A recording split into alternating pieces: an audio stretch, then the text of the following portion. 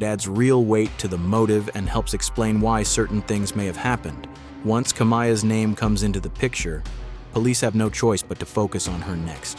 A turn in the case that would shock everyone. But detectives still need the full story. Was Kamaya being stalked by Jeremy, with him becoming obsessed and ultimately deciding to eliminate what he saw as his rival? Or was she actually part of it, aware of what was going to happen and involved from the start? What was going on? When did you guys become romantic? You guys seen each other while he was in Michigan? Now listen, did you see him while you're in Michigan? Because they're going to take your phone apart. When they take your phone apart, it's all there. So what I want to say is, before they do that, I want you to be honest with me. I've worked the same amount of hours that he worked, and I still have to come home and do everything for the baby. I agree, that's not fair. And it's like the reason why the relationship and a bond was built between me and Jeremy is because he will always tell me, you don't have to worry about that. When me and you get together, I'll make sure you have your breaks. I'll do this for the baby. I'll do that.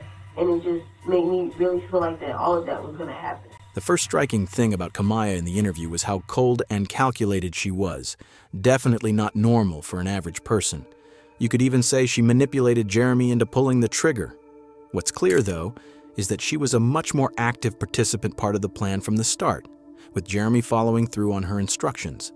So, when we were in Korea, I can't really pinpoint exactly when it was. Me and Ty had this big argument, and then, I came back into the building, I was talking to Jeremy. I'm like, man, I don't want to be with him no more. Like, I'm tired of this, I don't want to deal with no more. And he was like, so why y'all still together? And I was like, we have a child, and even if I talked to him about divorce, he probably wouldn't even, do it with me. And he was like, I can handle that. And I was like, what do you mean by that? He was like, I can handle it. Like, I get that guy, I get a girl, blah, blah, blah. Well, it just started to progress. Why did you do it in Korea? No, it was just planned in Korea. It wasn't to be done in Korea. It was just planned in Korea when we got back to the States.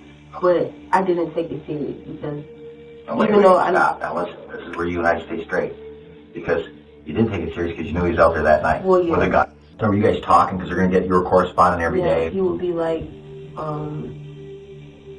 what's today looking like? And I'd be like, well, he's out cutting hair. And he'd be like, okay, well, we'll be up there in a few hours. And then he'll come up here and scope out and see if he'll come home by himself or if he wouldn't, and then we would try to take the opportunity. I said, well, he's about to bring us something to eat, and then that's when he came. So you called him and said, well, hold on, I just come back to bring food. Yeah, I said that he was coming back to bring us something to eat. No, he just brought us something to eat. So we sit on the couch eating, and then I just heard gunshots. Why would you just divorce him?